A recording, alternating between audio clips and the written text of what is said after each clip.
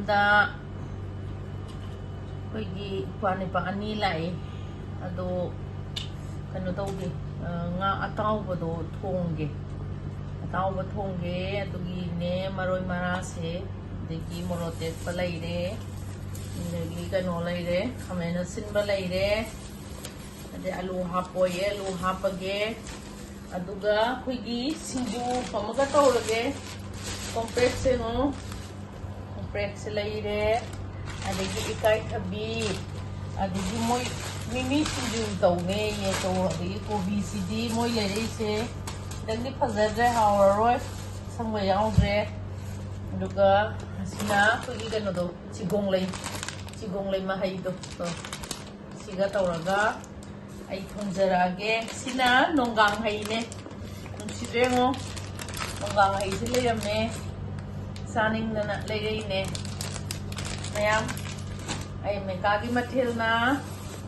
ꯑꯃꯨꯛ ꯆꯥꯅꯕ ꯁꯦꯝ ꯁꯥꯕ ꯍꯧꯔꯦ ꯑꯃꯨꯛ ꯊꯣꯡꯖꯔꯛꯑꯒꯦ ꯃꯦꯀꯥꯒꯤ ꯃꯊꯦꯜ ꯑꯩ ꯁꯦꯝꯕ ꯂꯣꯏꯖꯔꯦ ꯉꯥ ꯑꯇꯥꯎꯕ ꯊꯣꯡꯕꯒꯤ sina sanamga, tilhoga, sina maroy na pakwi mara, tezbata, morote patangkhay, alu, adigi padigongga singa, kamen sinba. Ay thongjarage ko mayam, sinju maga tawjarage. Mayam ay kano nga thongba hawjare. Adoy nga di tawthokpa kuire. Tu ayna pisse pasabjang kahalagpane. Masi di gas lakpanina. Do iromba tawraroy. Kanoga nga siga sinjuga tawrani. Naga sinjuga sage ye. Mayam kamen pipibiraw ko. Kamen biyakta din nungay tiba.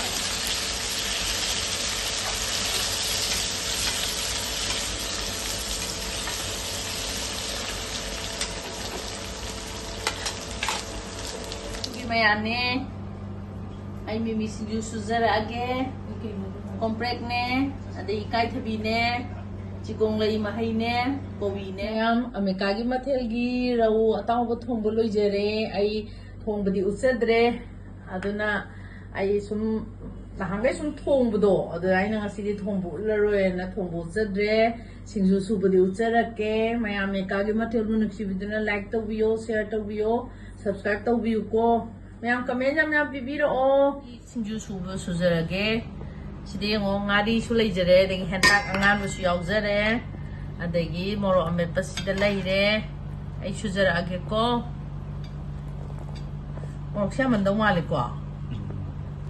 sabu sanimra sadam sanimra dum normal holas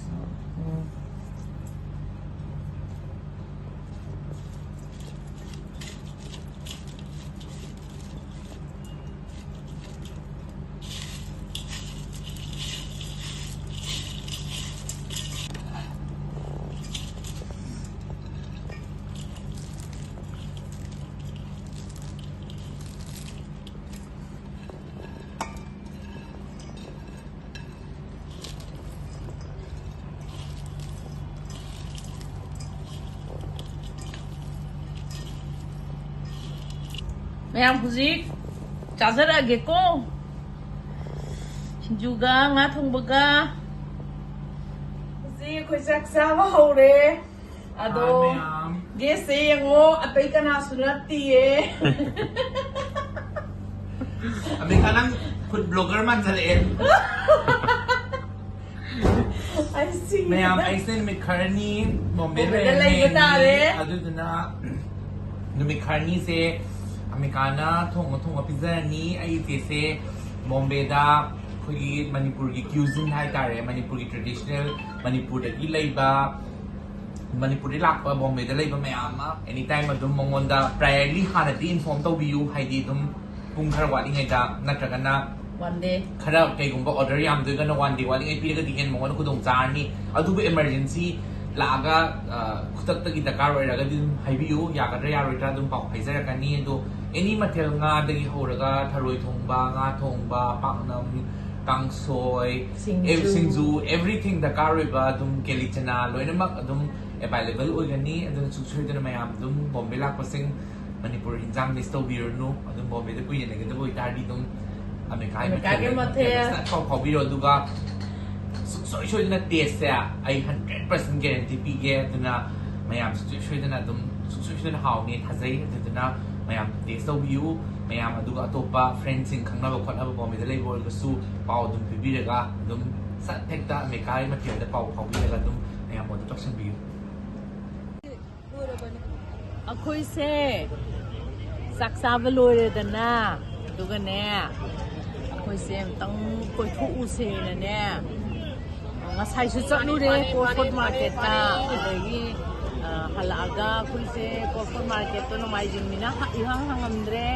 aduna akhoi cham yum da yorga sai sing thong do e duga sa tho e aduga akhoi koi thu se na huji Marine Drive te lady Marine Drive maya Marine Drive to phami Trident Hotel the opposite ta sini Trident Hotel hai ju beroi hai ju sini koi sida phami na Mumbai da leba maitei chinau myam America gi mathel dagi mayam Manipuri hinjang chaningadi order tro chabiu ai ngasi chasala la e yam thina hawe thank you warau bi bidiya de ai somaga thengnari singa se first time ne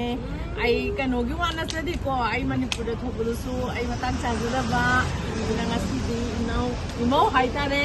imau nupi soma thengnare yam nungaire somana aigi America gi mathel gi nga thong su chabi ne